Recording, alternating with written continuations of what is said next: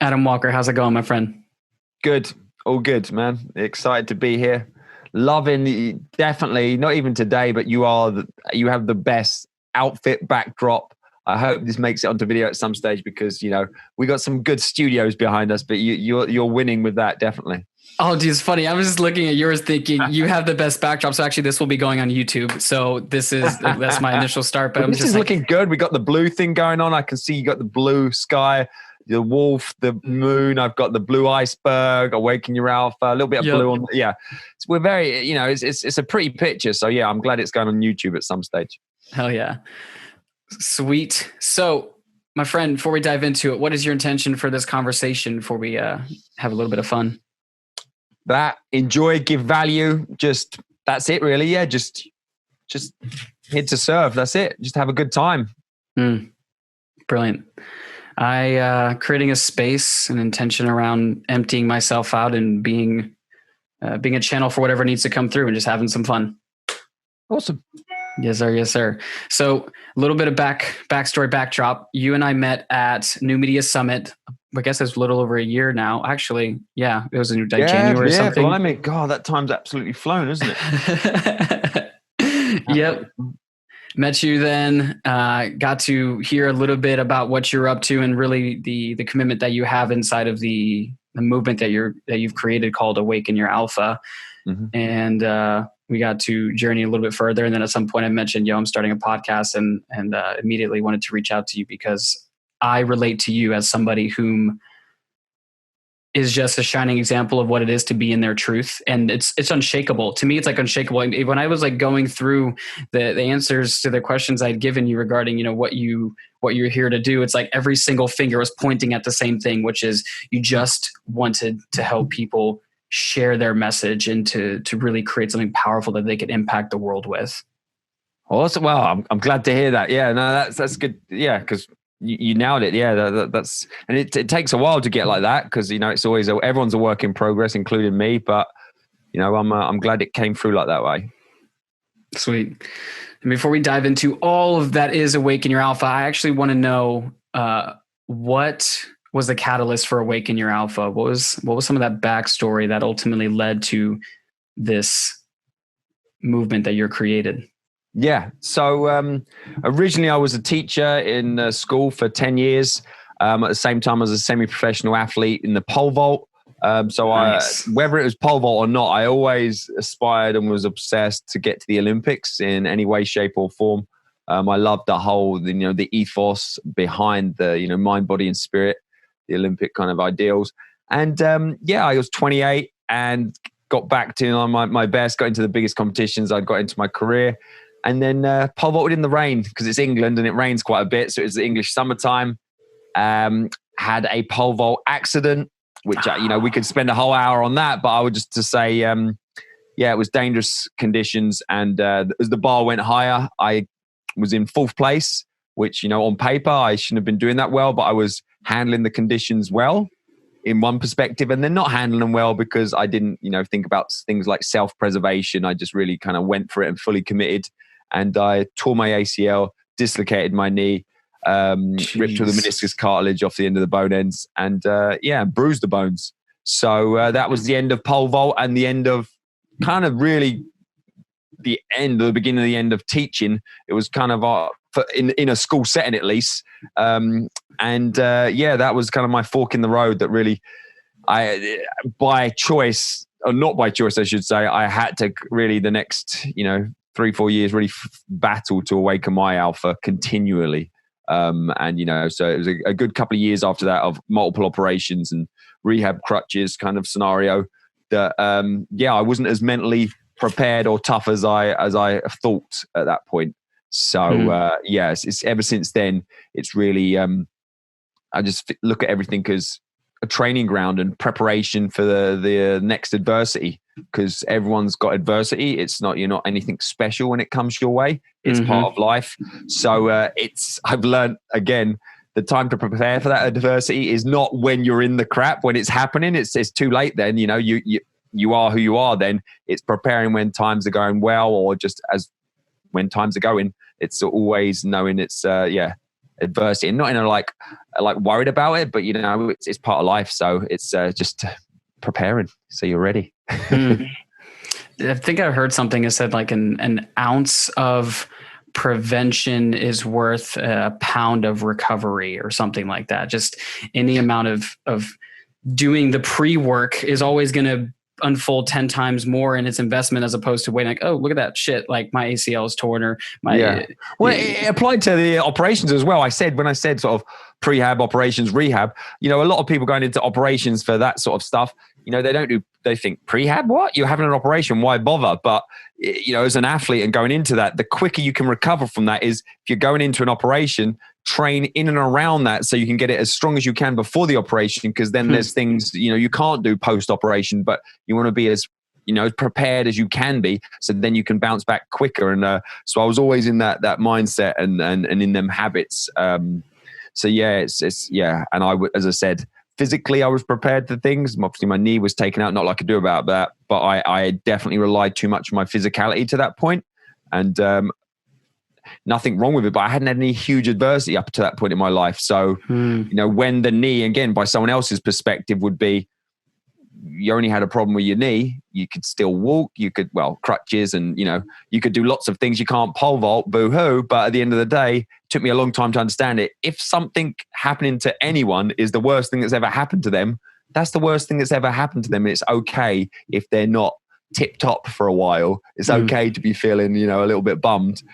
Whereas I didn't even allow myself to that. I was very hard on myself for basically being struggling from a bad knee ultimately. And I make it sound light because that's what it was. But the reality was the bigger problem was the mental side of things and the identity and the loss of identity. I was seen as the pole vaulter or a pole vaulter.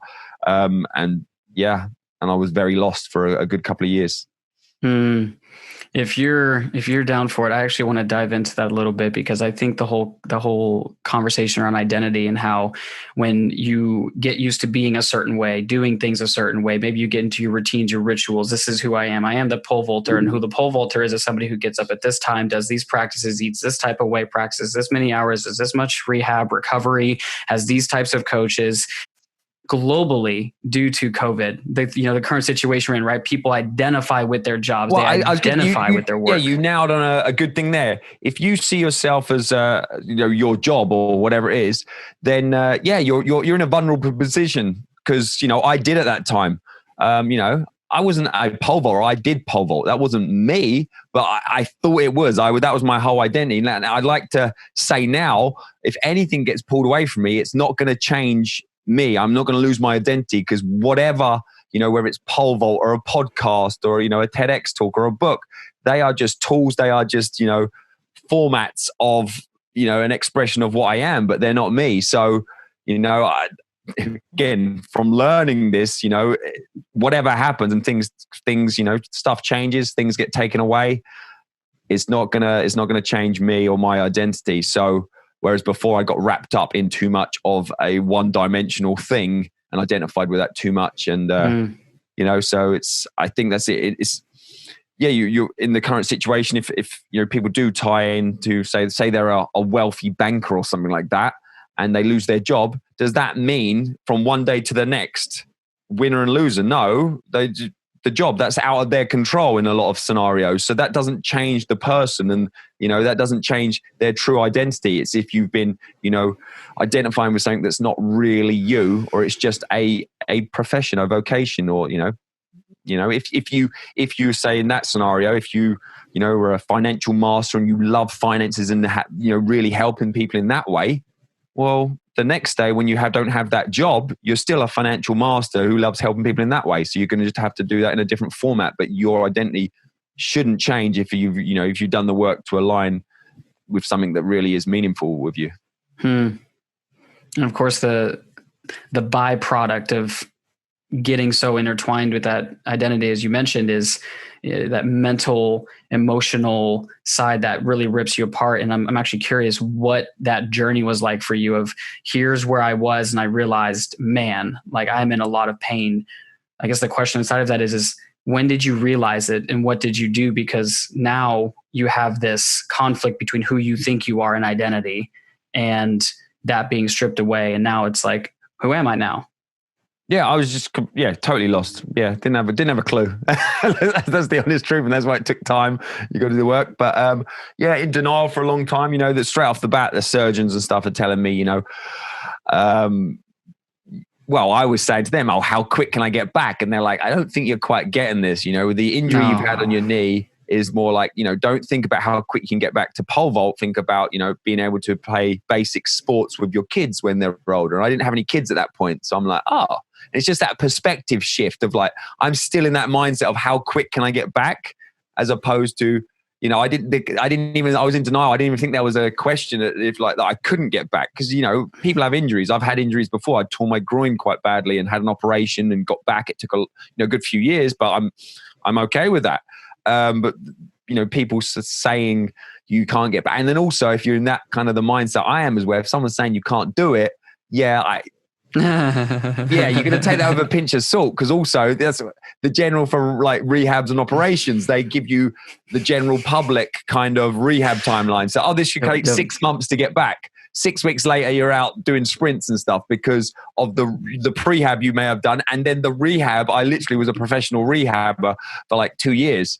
So, but I got it as good as it could get. And I wasn't going to, strengthen up my cartilage that had to be removed in a later operation, because the surgeon said it was like trying to sew wet spaghetti together. So, you can't really do a lot with that. I know the technology's improved a lot and you can actually do something with that. But there came a point as well after, 2 years or so and quite a few operations, it could get worse as well if you keep having operations. So, you had to acceptance of what is, not defeatist, but accept of the reality of some things you can and can't control. And that was one of them. But, and then linked to that denial that I was denying that I was struggling, at least to people on the outside. I wasn't denying it to myself. So, a lot of people didn't realize quite how bad I was mentally doing. That took a good year to, gradually go down that route, and then hit rock bottom, which the only good thing about that is the next day I was slightly better, and then it just continued from that. And just I never gave up and was I was always trying things. A lot of stuff wasn't working, so so you just got to really do some work to find out what is important and what, because it wasn't just the mental identity stuff. It was a big vacuum of time as well, because if you're trying to get to the Olympics, you spend quite a lot of time doing that. And it was a double whammy of I'd quit my teaching job at the start of the summer, had the whole summer off, and I would have been going back to work in September. And this happened in early August. So I'd never been like any days off sick. So when I quit my job, it was the one time I literally would have been paid sick leave for about 2 years on crutches and stuff. And then I'm obviously in a more of a self-employed situation where I need to work to survive. So I'm like literally going to substitute and supply teaching on crutches, and just an added level of, damn, that's bad timing. Yeah. And so you were 28 when this happened? 29? Yep. Okay. So you're 29, and how old are you now? 40. Yeah. Okay, 28 when it happened. 28 when it happened. So about 12 years ago, you hit a rock bottom. And it was around this time, I guess, when you started your climb out then? Yeah, well, so it was 2010. So I probably hit real rock bottom in 2009, sometime around then. 2010, as I was on the way out. And then I had my first son was born 2010. That, helped, in terms of, because that was one of the other motivators. I didn't want to, when you're, basically depressed, it's really hard just to hold a basic conversation. Like, to hold a basic conversation is like maximal effort. That's one thing I noticed. That's one of markers for me personally was, just to have that conversation was like, it's not going to be a good conversation. It's a basic conversation, and it's exhausting. Like, you don't want to talk to people. You go within yourself. And I didn't want to be, faking it for, my sons and, and making an effort just to be around people. And I didn't want them to see any of that in any way, shape or form, or even catch a vibe of it. I probably could have hit it pretty good, and I would have, but I didn't want to have to be making that extra effort. So that was, a real, obviously I was on the way back then, definitely, but that was another thing that just really solidified getting back to kind of who I was before, but different, obviously very different. Yeah. So what did that journey of digging yourself out or climbing out of that hole, if you will, being able to enter that road of recovery, what were some of the things that you personally had to take on? I would imagine at a level of consistency that helped you to at least get to a baseline where it wasn't like, damn, I can't even hold a basic conversation right now because I'm in so much pain, or I'm just so down, sad, however you would describe it. Yeah. What were those practices? What did they look like? Yeah, I always kept my physicality going. I know days when I don't generally do some kind of exercise or train in the mornings. I don't feel as good. Obviously, everyone can have a day off, and sometimes that's what your body needs. But generally, even when I was really down, I forced myself, and it was forcing it a lot of times. I forced myself to go and do some training, some exercise, or go for a walk. So I think stuff like that is fundamental. If you're feeling down and you're not doing some kind of daily movement, again, for me personally, I like to get the at least the hormonal benefits from it, early. So for the rest of my day, I want to do it earlier in the day. You're gonna be struggling, and the point is, all the things that you need to do when you're feeling down, you don't feel like doing any of them. So that's the issue. It's like when you don't feel like doing this, when you need to do them the most. So obviously, diet, exercise, and sleeping. Again, I would say nothing groundbreaking in terms of the basics and the fundamentals, but they really will. If you're feeling crappy, just ask yourself a very simple list: have you had enough sleep? Oh no. Well, that's probably why. Just don't overthink about it. Just say, have you had enough sleep? Yes, no. Have you drunk enough water? Have you had enough movement or exercise or outside fresh air? That's little basic things like this. And if you go down all that list and you're like yes, and then you probably need to would need to get a bit more advanced. But I'm sure 90% of the time it's going to be one variation of them. But when it comes to the mental stuff, which is obviously all linked. You need to work out what really motivates you and fires you up. And, there's lots of actions and practicalities you can do around that. But, the Japanese concept of ikigai, reason for being or reason for living, it's, it's like them Venn diagrams. There's loads of variations of this, but, your passions and what you want to do, what the world needs, what you can be paid for, what you're very good at is kind of where they all overlap. There's going to be something in there for you. And even just playing around with things you're maybe currently doing and it's not quite fitting for you, even if you're good at it. And that's another problem. You may be very good at it and the world needs it. And everyone's like, wow, you're so lucky. You're so awesome. You're set. You're good at it. The world needs it. You get highly paid. But, being successful in something you don't like is kind of worse than being unsuccessful at something you like. I feel it's because there's no way you can win in that. At least if you're unsuccessful at something you love doing, if you keep plugging and trying different things, you may make it there. But if you're successful at something you don't like, that's not really going to change. So, there's, I mean, we can talk about this for hours, but there's, I think it's really important in terms of Awaken Your Alpha stuff that, starts with awareness. And you could say awareness is a type of action, but before you just go running off in a certain direction or lifting weights or going after something, you got to have done the work of, do you really want this, or do you think you want this, or do you think this will make society happy, or your parents, or a spouse, or your friends think it's all cool, or do you really want it? And what is the actual reality if you get to that point? Say you want to be a podcaster, and then you get there and you realize, damn, I'm going to be sitting in front of the computer on a microphone for a lot of time. I didn't think this through. This is not good. So it's little basic, but you can do that in any profession. What is the average, the kind of the day of that thing or person that you're aspiring to? What do they actually do in their day? And yeah, you may see the glossy, Instagram photos and stuff, but a lot of these, usually loads of shit. Yeah. And a lot of these photos and a lot of these so-called successful people, their day would be an absolute nightmare to me. And I'm sure my day would be a nightmare to some people. But so that's where it's really important to not really care or value in that ways that success to someone else. That I respect that, but that doesn't mean anything for you personally, because what is success for you, and what is the kind of day that's going to be your ideal day? And yeah, there's stuff you need to do. I'm sure that you're not like, oh, this is brilliant. I'm not saying that, but I mean in terms of being pulled by inspiration. So that's where you will do things that need to be done, and you'll keep going when the money's not there, or the money is there, or when it's a rainy day, a sunny day, whatever. you're pulled by something bigger than yourself, and something that, that's why I talk a lot about legacy as well. I think that you can see the value in, regardless of what anyone else thinks. I've played with this one for a little while around the importance of, you need to know where you're going, which in a way is, I would say, kind of points at that legacy. It's like when I point my finger and that finger is pointing at the end of my life, and I look back, here I am, like, what would I like to have left people with? Whether that was a message, if that was a tangible facility or whatever it is, that's really important. And you made a great point about the importance of not only knowing where you want to go, but why you want to go there. Because if why you want to go there is heavily predicated on this foundation of societal expectations and familial norms and what your religion says and he or she says, then there is no possibility, I imagine, in the long run of one's life that there is a sustained level of happiness and fulfillment, because actions are predicated on a foundation of fallacy. It's not true. It's not real. It's not of that source of within that's guiding you and saying, hey, like, this is something I really love to do.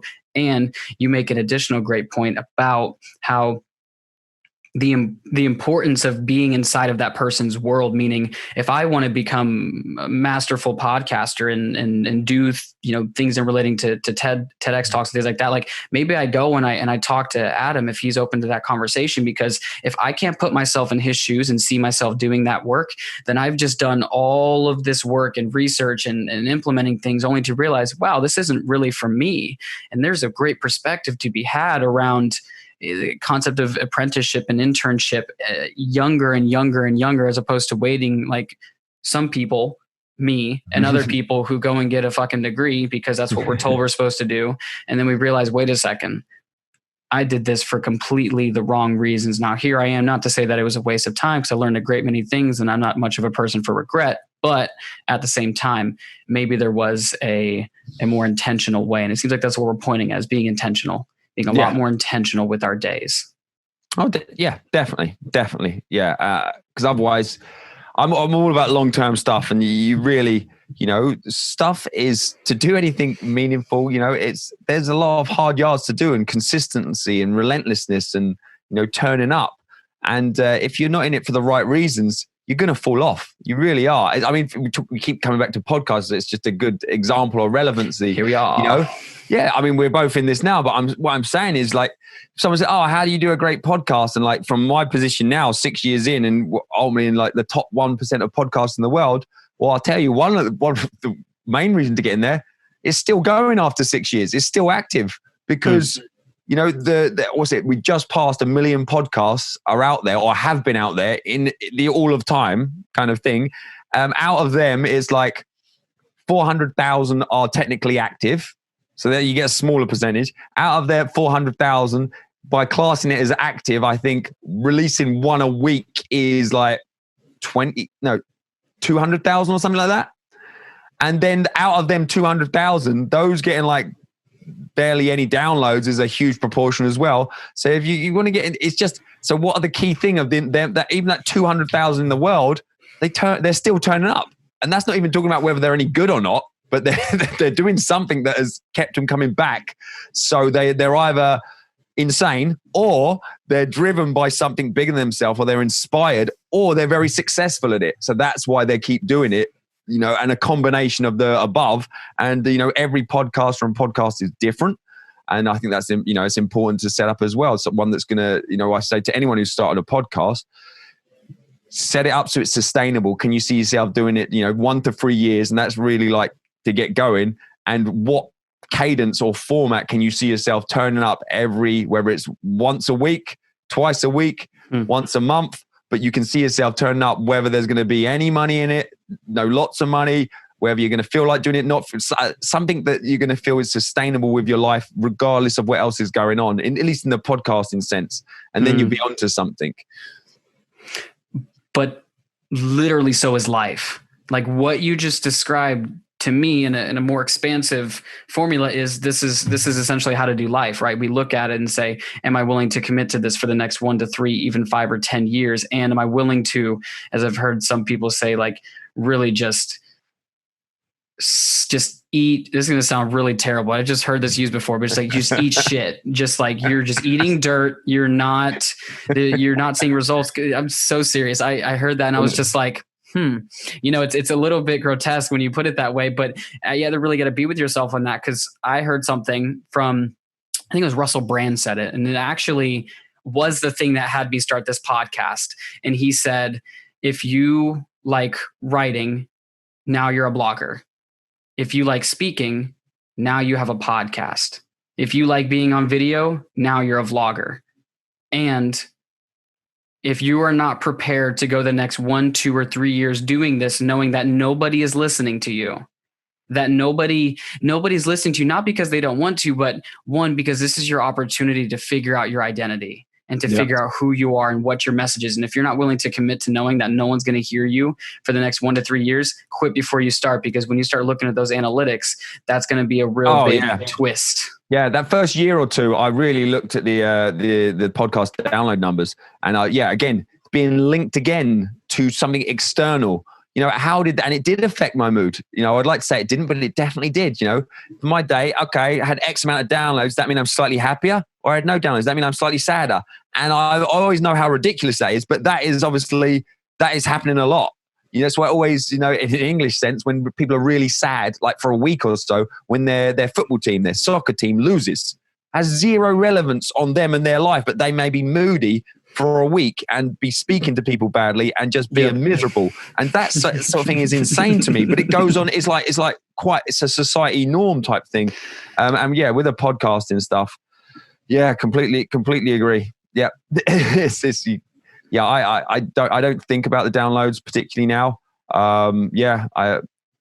But again, I did for quite a while because, my initial intentions going out with this, I launched at the same time as Tim Ferriss. And I got ahead of him on the chart at one point, and I've got them screenshots because I could barely believe it. But so then that puts you in, again, chasing something that's not your true, what you was after, because you put into that bracket. So you think, so I guess I better have millions of downloads because that's what Tim's got.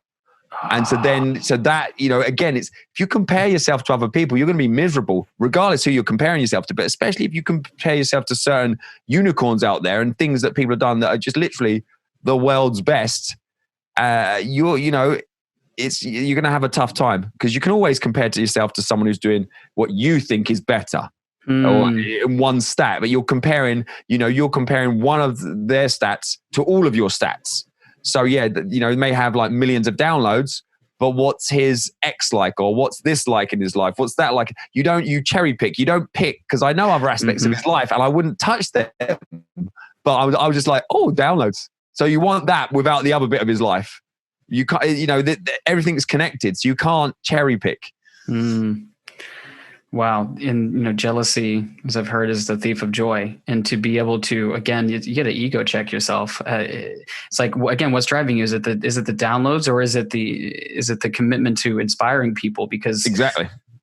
What's gonna pull you forward when you're at your lowest and you're really ready to throw in the towel? Is it going to be the number of downloads, or is it going to be those emails that you got that said, please don't stop because your message is what saved my life, or your message is what had me create a business that has impacted tens of thousands of people? Because when you put it in that perspective, you start to realize that we get really fucked up about the wrong things. We focus on the wrong things as opposed to having our metrics, if you will, being predicated on something that is grander than something very transient, like the number of downloads that we have. And that is life, right? Like checking the number of likes on social media to the number of products that we sell. Like we equate our worthiness in many ways. I think it's a worthiness thing, is we get our ego and its worthiness attached into these impermanent, but also intangible things in many ways. Like I can't physically put my hands on 1 million views. No, yeah, exactly. And that's the point. Like, is it a glitch in the computer one day? You see your downloads are up there and you're like, wait. And the thing is that makes me laugh now. And, you think you're going to try and track. I suppose it's like you think you want to track everything. So still now, if I have a glance at my podcast stats, just because when I'm uploading podcasts and stuff, and I'll see a random spike. And when I used to see these, I used to try and work out why, and have I done something awesome and this and that. No idea. 99% of the time, no idea. And be, oh, how did you do that? No idea. It still happens in podcasting. Just like you think, oh, I'm on science, and then there's this random spike, and then it could drop the next day. You're like, and you're trying to look, and it's hard. Did someone? You don't know. It's like 400 episodes down. Has someone from episode 100 finally shared it out to their list or something? Or does someone watch the TEDx and then gone and looked at and shared that, and then look? It's impossible. And worth your time. Yeah, exactly. But it's impossible anyway. There's like, because people say, oh, what do you do to get that? And it's keep showing up every day. And not being too bothered about that sort of stuff. And that's where, that's what you've been doing. Right there. That thing right there. I'm so glad that you said that. It's a showing up every day. And this is something I will personally admit that I do in some areas and not in all areas. And I'm working on that consistency. Like for me, I'm not going to miss my workouts anymore. I'm very clear about the benefit of me going and working out or doing movement or doing animal flow. And it's being able to take that principle and put it over here, because what you pointed out is great. And I heard Gary Vaynerchuk say it, and it was something along the lines of, if you want more engagement, stop focusing on your engagement. It's like getting wrapped up in that. You start to go stir crazy trying to figure out the math of it, when in reality, but what do they want? Yeah, what do they want? Yeah, so you've got to keep switching. Yeah.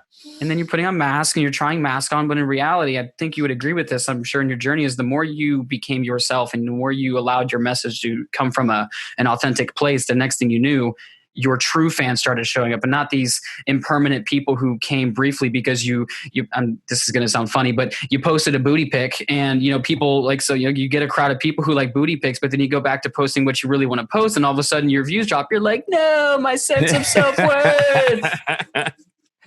Yeah. And I mean, with the Awaken Your Alpha, from the start, I've always been completely authentic, but I completely, I think someone I interviewed put it really well. And they, they're, sort of master level professional speaker, NLP master, travel all over the world teaching this, and they're real high level sort of speaking and NLP training. And people are like, how can you do this 200 times or speak, like on big stages or whoever, again, whether it's 5 people or 5,000, doesn't really matter. And that's the point. How can you do like this? And the issue is, do you speak to people every day? I'm like, yeah. If you're just being yourself, when you step up on stage and speak to people, it's the same. It's no effort because you're completely being authentically you. Now, if you're a speaker and I've always thought there's something weird. If you speak to someone, say the side of a stage, and they're a certain way to you, good, bad, indifferent, whatever it is, and then they go on stage and they're like a 180, like a completely different person. They're either putting on a mask to you or they're putting on a mask to everyone on the stage. Either way, that's exhausting. That's when you get burnt out. When you have to do that sort of stuff, whether that's 100 or 200 times a year, that's exhausting. Whereas when you turn up to a mic and if you're being you, that's just you, and it shouldn't be exhausting. If you're doing something that's really exhausting consistently in terms of mentally exhausting, there's an issue. And like with the podcast in the first year, I kind of burnt myself out because I went so one-dimensional in the podcast. There's 3 to 4 episodes a week and just went so all in on the podcast. I couldn't do much else. There was literally not much bandwidth to do other stuff in terms of there's great opportunities. And I'm like, I'm busy podcasting. I literally had no time to do anything outside of the podcasting thing. Things really started opening up when, again, I was just interviewing someone else before this, and we're talking about the mindset between different levels of, I think he was talking financially, whether it's like a nice person who's poor, millionaire, billionaire. It's the ability to create space. So some of the tweaks from like year 2 to 3 was just reducing the amount of episodes I was putting out weekly. Nothing groundbreaking, but that creates some space to then you can actually do stuff. So create and protect. I've always been very disciplined at protecting time and space. And just as things get, more advanced or further down the path, you just got to be more disciplined with, prioritizing and scheduling what is important, not just reacting to what comes on your plate that day or that week. You have to block stuff out. Otherwise, your priorities will get pushed. Or you won't have priorities. You're just reacting to stuff that's being thrown at you. So let's take this, because I know that we've been poking around and we've been dancing around Awaken Your Alpha a little bit. But let's dive into that, because I feel like we've already created a lot of context around it. We've been able to really distinct there. Da, da, da, da. If you were on video, if you're the floating book. if you're looking at the video version of this, you get to see a really sick cover. So what is your Awaken Your Alpha, and what was its purpose for being created? So Awaken Your Alpha, I mean, the kind of the spark for initially came from, obviously, apart from my own personal kind of struggles and getting through of that, doing what I had to do to kind of get out of really struggling, to then actually trying to, what can you do to continue to move on to thriving? Because I feel like a lot of people do, and we all kind of, unless you tag out and you don't, but generally when you're struggling and looking to survive, you will do what is needed. You'll do the fundamentals, the necessary things daily, because you have to do them. Then when you kind of drag yourself out, and people are generally quite encouraging when you're on that underdog and you're coming up. Then when you get to kind of society's norms, everyone's like, awesome, just like chill out now. You're with everyone now, just like pipe down. But then if you continue, nothing special, but you continue doing these fundamentals and go and move on towards, so you're thriving in life, that's when people start throwing rocks at you. And that's why a lot of people, they kind of do these fundamentals to get to kind of the norm, and then they stop, and then they kind of slowly float down to struggling. But this is not going so well, I better start doing stuff again. I'm good. And that's, and I'm definitely, in my history before, I love the underdog. I love, when people are discounting you, and that struggle, that like working hard and getting up. Then when things start going a bit too well, the other thing that people do, including me, I used to do this a lot, self-sabotage. Because if you're on the way up, how can you be an underdog up here? So it's like you self-sabotage. So then you can be back in like the struggle. And some people wear that as a badge of honor as well. Some people wear poorness as a badge of honor. I must be a good person because I'm poor and I help people. So, there's a whole thing around that. So I co-authored a book in 2013. I had never met all the other co-authors. When I finally did, I couldn't see kind of on paper what the connection was. It was only when I was having these conversations, a bit like this in some way, that I really recognized the similarities between, a 30-year-old teacher, a 60-year-old dentist from South Africa, and just these hodgepodge of people. It was the mindset and their approach to adversity and how they deal with stuff. And I was like, I need to share these conversations. And that was really the light bulb for Awaken Your Alpha, both as a book and podcast, kind of at the same time, because I'm not in, again, you got to be a realist. I'm not in a position that I can dedicate 4 years of just sitting on my ass researching a book and writing it. So the podcast was an elaborate research tool. I wanted to share these conversations, but also I always had an eye on, when the time was right, I would pull the trigger on this book. So 2014 started the podcast. Moved country as well. I always knew I was moving to the middle of nowhere. So a podcast, non-location based, was a key piece and appealed to me that way as a way to share my message. And so, 2015 moved up into northern Michigan, up in the Great Lakes. And then 2016, TEDx Talk, Awaken Your Alpha. 2018, Awaken Your Alpha, Tales and Tactics to Thrive, the bestseller. And 2020 now, Awaken Your Alpha, the media and podcast network is kind of, so that's kind of the evolution. And we can dig into what it actually is as much as you want or as little as you want. Brilliant. So inside of the book, Awaken Your Alpha, what are the types of tools? Maybe there's like a couple bullet points that you'd hit in there, but what are some things that people are going through that journey when they leave? They're like, okay, I'm going to take this, I'm going to implement it to create some tangible result. Yeah. So again, I didn't want it to be one of them shelf help type books that just sit there. So the whole point through it, it's broken into 3 main sections, which is the TEDx talk as well. So if you're interested, if you watch that and you don't like what I'm talking about, you will not like the book. If you like the TEDx, you will love the book. So it's broken into awareness, action, and ascension is the 3 sections of the book. And then, we really break down to like 4 key areas for each. And for each, there are 32 actions throughout the book. So every point when I'm giving examples, it might not even be from me, it's examples from some of the best that I've interviewed over the years, bomb disposal expert, the first deaf player in the NBA, all sorts of people in there. It's a real mix of people, Robert Greene, all for the 48 Laws of Power. So there's kind of these actions for any section really. And people have said you can dive into it and people reread these sections. I mean, like So I just opened the book, and this is one thing that I really liked. When someone, after it had been published at a book launch party, this lady came and she just said, "Hey, I've just been dropping into your book and just keep opening on any page and reading what it says, and it's awesome." And she like, and it was designed to, in theory, yeah, if someone picks up, and this is, again, for life, anything you're doing or putting out there, if you're putting subpar stuff out there in terms of you didn't give it your best at that stage, who's to say that's not someone's first impression of you?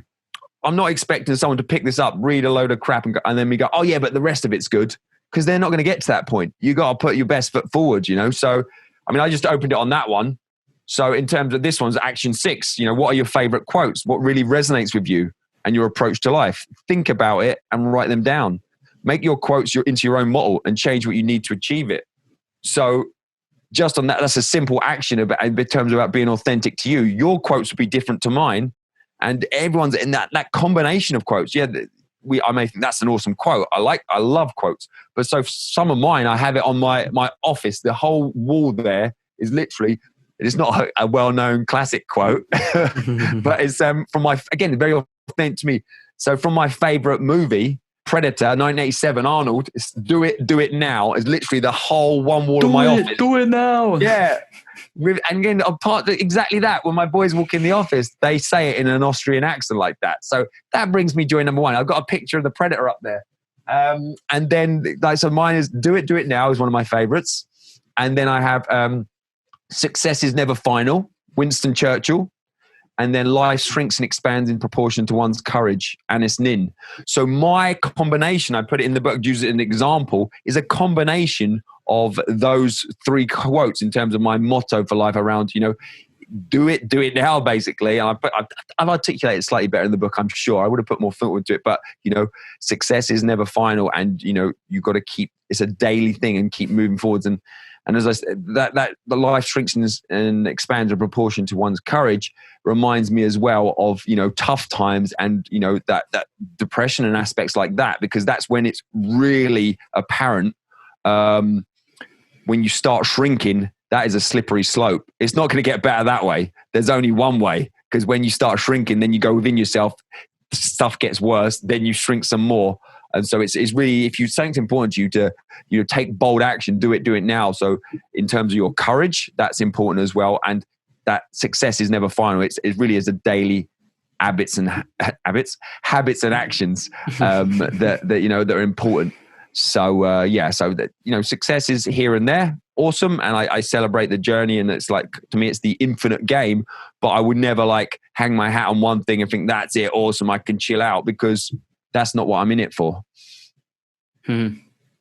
No, your legacy is more expansive than that. It's not just all right, cool, I did this, I hit X amount of numbers of followers or downloads on the podcast, sweet, now I'm done. It's like, no, the journey continues. The habits, the practices, they become more and more refined. You continue to sharpen the sword that you're using to go into battle, and to notice and observe the waves when you go up and down, but to not let yourself spiral down. And something you said, I know this was a little bit earlier, but tying it here, I thought was really great, was the people wanting to support you when you're an underdog, but then you get to a certain point and then they want to start throwing, rocks and sticks at you.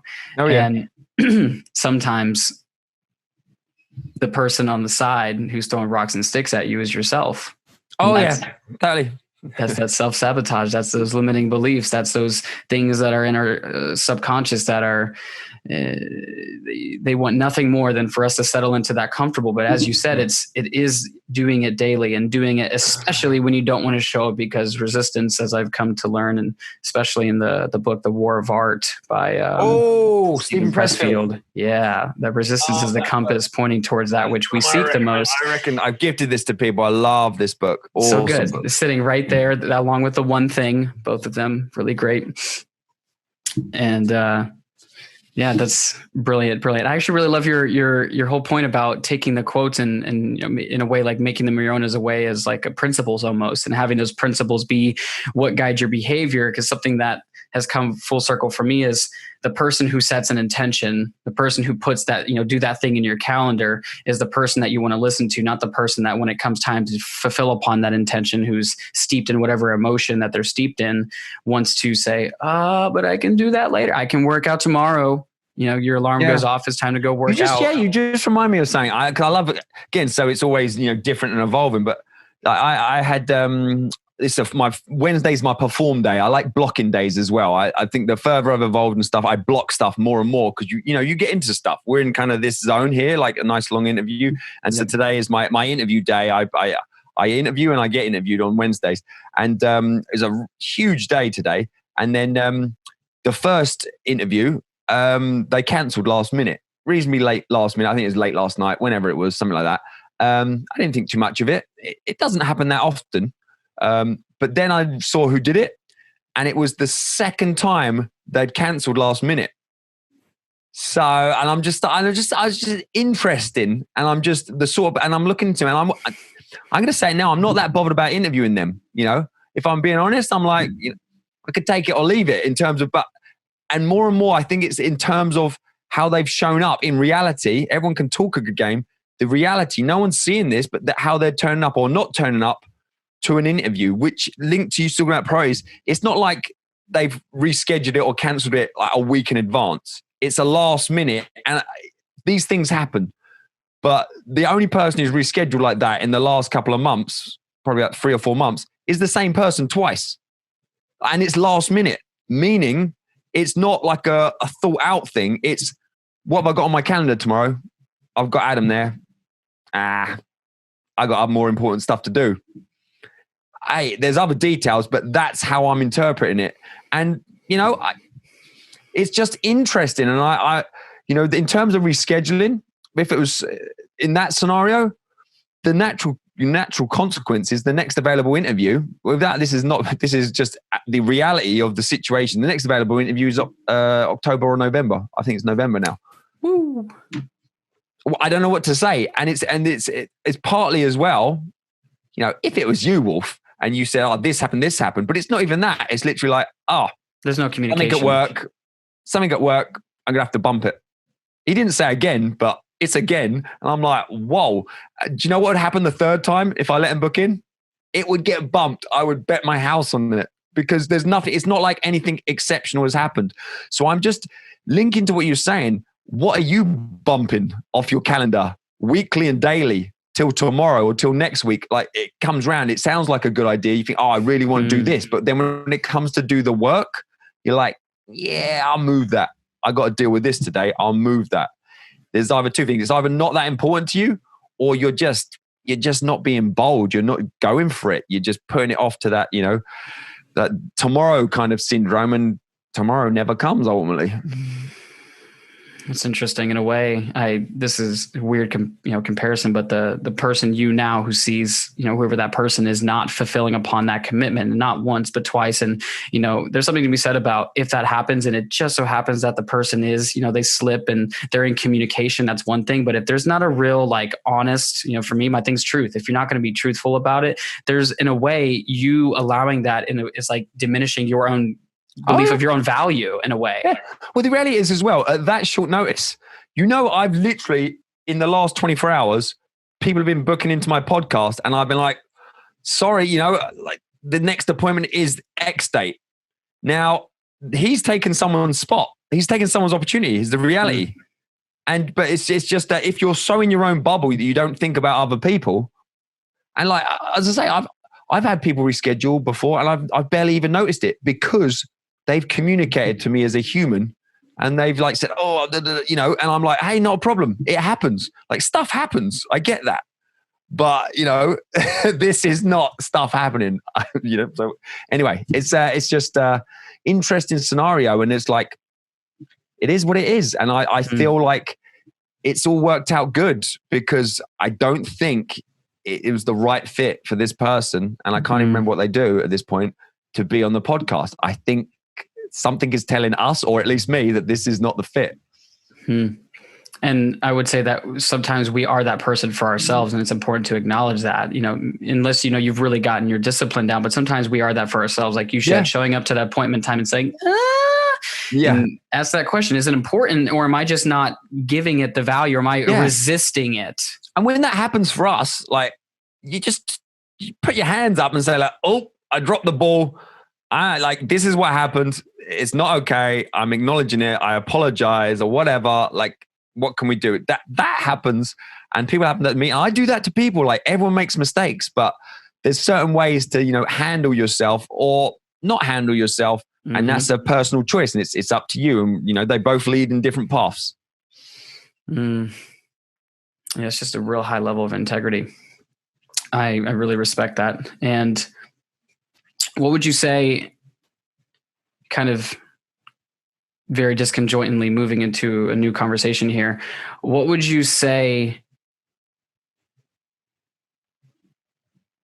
What is it that has you be as consistent as you are with what you're doing? Is there is it like a will thing? Like you've willed yourself into discipline around it? Or is it, I just have structures in place that really have me be as consistent as I am, say as a family man, say as a business owner, as a podcaster? Because I just relate to you as somebody who's consistent and committed. What has you be that way? I think, on the most basic, I don't want to give the sort of just generic bland answers, but, it comes back to what I was talking about earlier.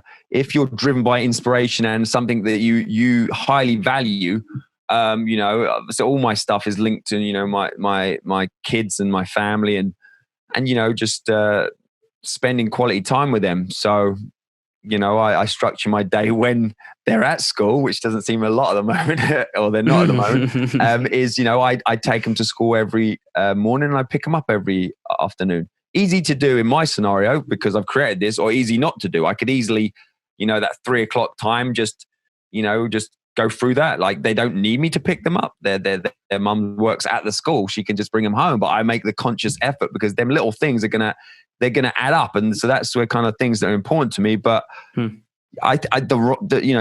role model aspect, all parents can tell their kids what to do, but actions speak louder than the words. I think it's disrespectful to tell your kids kind of, or whether you tell them or not, that you put your dreams on hold so you could help them chase their dreams or fulfill their dreams.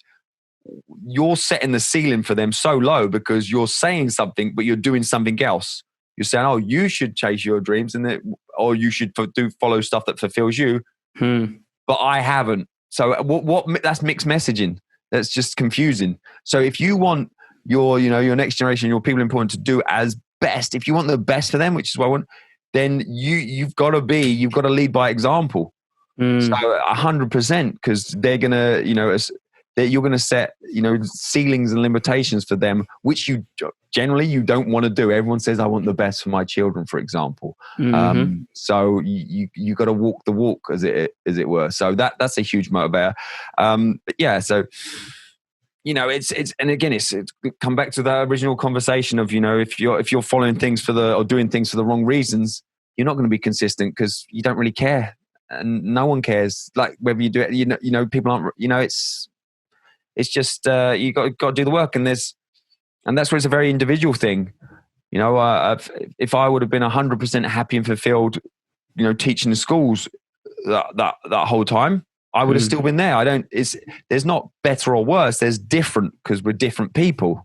So I think that's important. And then, I again, sometimes maybe to a fault. If I say I'm doing something, generally I do it. It's why I ruined my knee back in the pole vault. Someone from the crowd said he's done, he won't take off again, because I ran through on the first attempt. Second attempt, I said to myself, I'm going to take off no matter what, and I did, or at least I got about an inch off the ground. But and then you notice we talked about the integrity thing.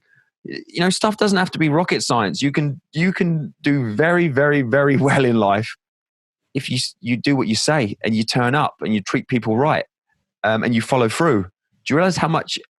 The longer I go on through, do you realize how that's just? Unfortunately, it ends up being such a minority. It shouldn't be. Oh my goodness, he followed through, or, oh my goodness, did what he said he was going to do. That shouldn't be a surprise to people, but unfortunately it is. And that's, I don't know what that says. Is that a marker on society or what? But it's just, I don't think I'm doing anything special here, but I do have, everyone should hold themselves to high standards. And that it comes back to all we've been talking, I think really kind of sums it all up. Do something, do something you respect yourself for first before you even worry about other people. If you can't respect yourself and what you're doing, then anyone else doesn't really matter. Because what happens if you say, I'm doing something for their approval, for their respect, and then on Tuesday they say, I don't like what you're doing. Does that mean you crumble? Does that mean everything you've been doing is a waste of time? And then on Wednesday, they're like, actually, I respect you today. What's that got to do with anything? Like, you got to respect yourself for first. And the other flip side, if you look in the mirror and you're listening to this and you're doing things that you don't respect yourself for, well, what's the answer to that? Stop doing them things. I'm not talking about what you've done. Who cares? Like, this is like now, just you got to stop doing them things. And we talked about everyone makes mistakes, but just you've got to move towards that doing less of things, or just cold turkey. Just don't do things and this is like a person. If you respect yourself for doing X, Y, and Z, that someone else might think that's a bit wrong. But if you think if that you respect yourself for that, carry on. You may have some other issues you've got to work on, but at least start there. Do things that you respect yourself for. Brilliant. That's really brilliant. And it's simplicity and the simple truth. It seems like being able to just do the damn thing and just show up. And I think it's brilliant that before this, I had indirectly asked, what did you believe your purpose is? And what I gathered from it is you really want to help people to share a message, and really a message that I'm ultimately assuming it has an impact, but you are a brilliant shining example in your own personal life of, I want my kids to get this specific message, which is I'm here for you, I'm supported, whatever that intention is for you, but you show up and you do the work, and, acknowledging when we're not being that. And it's a simple truth. If it's not in alignment with what you're committing to, the simple truth, and oftentimes the hard application, if you will, is to stop doing the thing and to add more of the good thing. But the fact that your consistency with, this is a message I want to get to my kids, and I show up that way, and what I want to do for people, or the purpose that I have for people, is being able to help them have that message in your own words, and maybe a sentence or two. What do you believe your purpose is? Because I'm kind of like, give my own little flavor, but what is that for you? So to help, I don't want to say to help people, but I think, linked to what you're saying, I think everyone needs to back themselves more. It's very rare when you're like, oh, I back myself too much. People are generally, if you're going to go one with them, people are generally a bit too harsh on themselves. Outwardly, they may be saying, oh, they're super confident stuff, but generally we need to all back ourselves more. Because if you can't back yourself, then, society in general, and how can you expect other people to back you? But linked to that, so Awaken Your Alpha is really about amplifying your mission. Linked to, a lot of times people are aiming a bit too low, or then they're not going after these things, whether it be being able to drop your kids off to school every day and pick them up.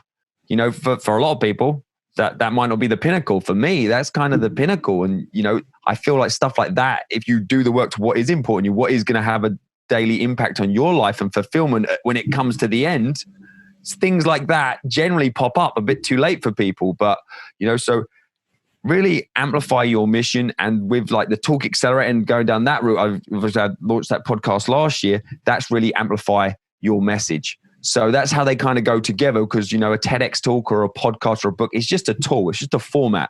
Brilliant. Whereas amplifying your mission is what it's all about. And when I've lost clarity, identity, it's when that mission became a little bit foggy or it wasn't there. That's when I've really struggled. And linked to what I should have said really when you said about how do you, keep pushing through and being consistent, you need to have a mission.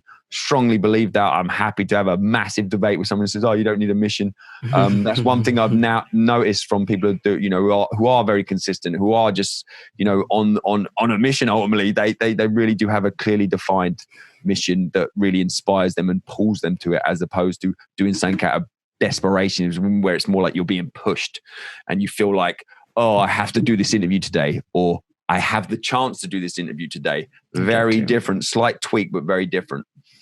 That's beautiful. Living inside of that message, as I tie it perfectly into the living in your truth. You're living in that truth. You're sharing that truth, and you're helping others share that truth. And I'm very grateful for that. And for people who are wanting to also, get connected with that and to expand their message, what's a good way for them to connect with you? Yeah. So Adam Lewis Walker, Instagram, social media, Awaken Your Alpha. Both of them. If you search that for the TEDx talk and you watch, even a minute of that and you appreciate that, please do leave a comment in that. Listen to the podcast, over 400 episodes, some really interesting people, some well-known names, some less well-known names, but just very interesting people. And then, on Amazon, the book, go and read some of the reviews and hear what they have to say. People have to say about that. It's really gone down well. And the Talk Accelerator, if you're ever an aspiring TEDx speaker, that podcast is purely for aspiring TEDx speakers, really talks about the hacks of how to do that. And I offer idea clarity calls every Thursday, which I really enjoy because I get to hear what are your potential unique ideas worth sharing. Mm-hmm. That's not work, is it? That sounds awesome to me. So again, but to someone else, that would be a right hassle. But, so that's where it's important to create things that, fire you up and put you in your area of genius so you can best help people. Brilliant. And for those of you listening, that will be in the show notes. And, I really appreciate you sharing this with us. And for people who are listening, we've talked about a lot in this, time that we've had together, but what is one thing that somebody can take and act upon right now to potentially begin moving in the direction of that well-intended life where we get to the end and we look at our legacy and we say, damn, I did it. And I did it hard and did it well. So we talked about more big picture stuff and kind of getting you in that sort of direction. So I want to finish with in terms of where you are today and now, and not after the fact, but you're already into your day at this point. So a question I like to ask myself daily at some point, usually towards the end of the day, strangely, it's just the way it is. What can I do to make today great? And the reason this is important, and it's more important on days that are tough and days you're struggling, where you say this was not a good day. Okay, it's more important to ask because it's not what would you want to do, like saying, oh, I could go to Disneyland, or just something stupid that you can't do. No, what can I do? So it's within my capability, I have control to make today great. Whether that's like it's 8 o'clock at night, you're like, actually, if I called up my ex, and when I say my ex, I mean like an ex, it's an insert name, mum, dad, sister, brother, whatever it is, long lost friend. If I called them up, that would make today great and said something nice or whatever. If I went for a walk around the block with my wife, that would make today great. If I went and did this, if I went and did that. So what can you do? And then whether you've had a tough day or not, ultimately it's perspective. You feel like today was a good day. You do that daily, you have a good day. Well, before you know it, you're having good weeks, good months, good life. Done. Brilliant. Simple, executable. And then you're doing things you want to do. I shoot baskets almost every day on my driveway because I love it. Don't ask me why I love it so much. It confuses me at times, but I'm like, geez, I don't know why I shoot so much basketball, but I really like it. Likes the gratitude of nailing it every single time. That's brilliant. Swish, man. I had a rebounder on that. I had to take it off because you don't get the swish. Dude, I've got to go, but I love this, man. You do have to go. So that's why I'm going to wrap this up, dude. Thank you so much for your time. Thank you for those of you guys who listened, who took the time out. And as always, find, follow, live your truth, and follow the wolf within you.